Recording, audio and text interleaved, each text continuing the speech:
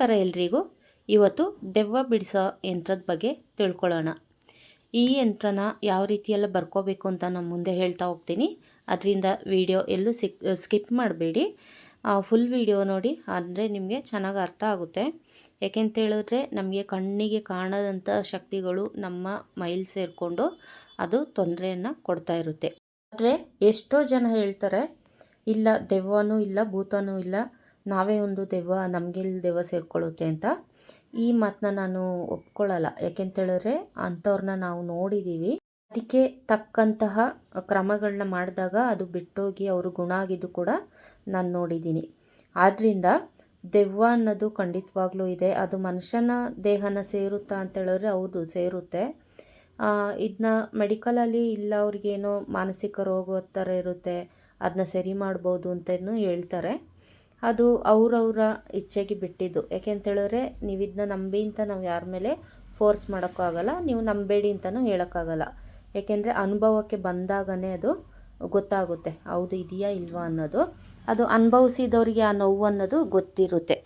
ಎಷ್ಟೋ ಸಲ ನಾವು ನೋಡ್ಬೋದು, ಹಾಸ್ಪಿಟ್ಲಿಗೆಲ್ಲ ಹೋಗಿರ್ತೀವಿ, ಈ ಥರ ಪ್ರಾಬ್ಲಮ್ ಇದೆ ಅಂತ. ಆದರೆ ಅಲ್ಲಿ ಎಲ್ಲನೂ ಟೆಸ್ಟ್ ಮಾಡಿದ್ಮೇಲೆ ಹೇಳ್ತಾರೆ, ಇಲ್ಲ ಎಲ್ಲ ನಾರ್ಮಲ್ ಇದೆ ಅಂತೇಳಿ ಸ್ವಲ್ಪ ಮೆಡಿಷನ್ ಏನಾದ್ರು ಕೊಟ್ಟು ಕಳಿಸ್ತಾರೆ.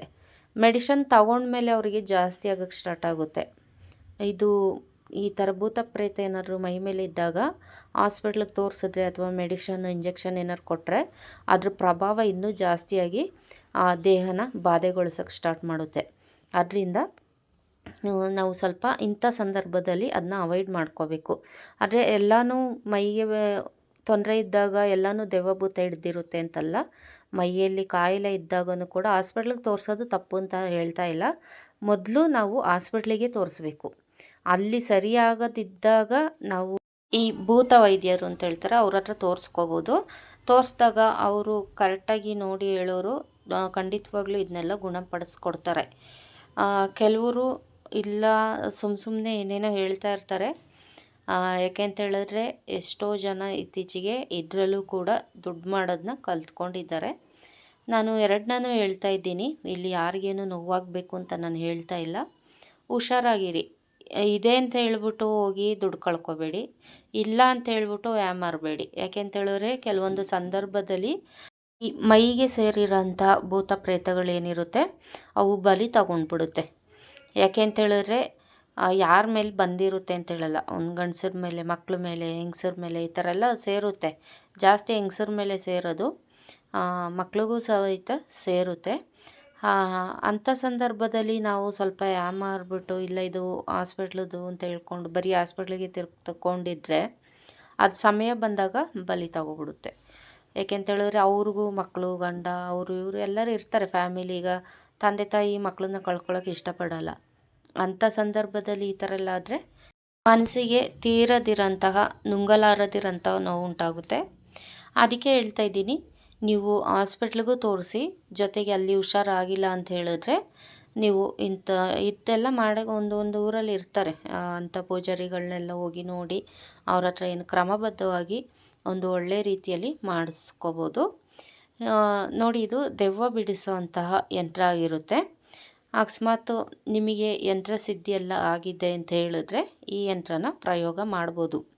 ಕೆಲವೊಂದು ಏನು ಮಾಡುತ್ತೆ, ಹೊಟ್ಟೆಗೆ ಸೇರ್ಕೊಬಿಟ್ಟಿರುತ್ತೆ, ಹೊರಗಡೆ ಮೈ ಮೇಲೆ ಬರಲ್ಲ. ಕೆಲವೊಂದು ಒಳಗೆ ಎಲ್ಲ ದೇಹನ ತಿಂದ್ಬಿಡುತ್ತೆ. ಅದು ಸಮಯ ಬಂದಾಗ ಬಲಿ ತಗೊಳ್ಳುತ್ತೆ. ಇನ್ನು ಕೆಲವೊಂದು ಮೈ ಮೇಲೆ ಬರುತ್ತೆ, ಬಂದಾದಮೇಲೆ ಇಂಥದ್ದೇನು ಸ್ಟೋರಿ ಇದೆ ಅದೆಲ್ಲ ಹೇಳುತ್ತೆ. ಅದನ್ನ ನಾವು ನೋಡಿದ್ದೀವಿ ತುಂಬ. ನೀವು ಬೇರೆ ಚಾನಲ್ಗಳಲ್ಲಿ ನೋಡಿ, ಒಂದು ಕಾಳಿ ದೇವಸ್ಥಾನದಲ್ಲಿ ಹೊಸೂರ ಹತ್ರ ಇರೋದು, ಅಲ್ಲಿ ಇದನ್ನ ಬಿಡಿಸೋದು ಅದು ವಿಡಿಯೋ ಎಲ್ಲ ಮಾಡಿ ಹಾಕಿದ್ದಾರೆ. ಸುಮ್ಮನೆ ಯಾರೇನು ಒಂದಷ್ಟು ಊಟ ತಿನ್ನಲ್ಲ, ಇಲ್ಲ ಹಿಂದೆ ನಡೆದಿದ್ದು ಮುಂದೆ ನಡಿಬೇಕಾಗಿರೋದೆಲ್ಲ ಹೇಳಲ್ಲ. ಹೇಗೆ ಗೊತ್ತಿರುತ್ತೆ? ಸ್ವಲ್ಪ ವಿಚಾರ ಮಾಡಿದ್ರೆ ಒಳ್ಳೆಯದು. ನಿಮ್ಮ ಇಷ್ಟ, ನಂಬೋದು ಬಿಡೋದು. ನನಗೇನು ಬರುತ್ತೆ ನಾನು ಹೇಳಿದ್ದೀನಿ ಅಷ್ಟೇ. ನೋಡಿ, ಇದು ದೆವ್ವ ಬಿಡಿಸೋ ಒಂದು ಯಂತ್ರ ಆಗಿರುತ್ತೆ. ಈ ಯಂತ್ರನ ದೆವ್ವ ಬಡ್ದವ್ರಿಗೆ ಏನಾದರೂ ಕಟ್ಟಿದ್ರೆ ಕ್ರಮೇಣ ಅದು ಬಿಟ್ಟೋಗುತ್ತೆ. ಆದರೆ ಈ ಯಂತ್ರನ ಯಾವ ರೀತಿ ಬರ್ಕೊಳ್ಳೋದು ಅಂತ ನಾನು ಹೇಳ್ತೀನಿ, ನೋಡ್ಕೊಳ್ಳಿ. ಇದನ್ನ ನೀವು ತಾಮ್ರದ ತಗಡು ಅಥವಾ ಪಂಚಲೋಹದ ತಗಡು, ಬೆಳ್ಳಿ ತಗಡು ಇದರಲ್ಲಿ ಬರ್ಕೋಬೋದು.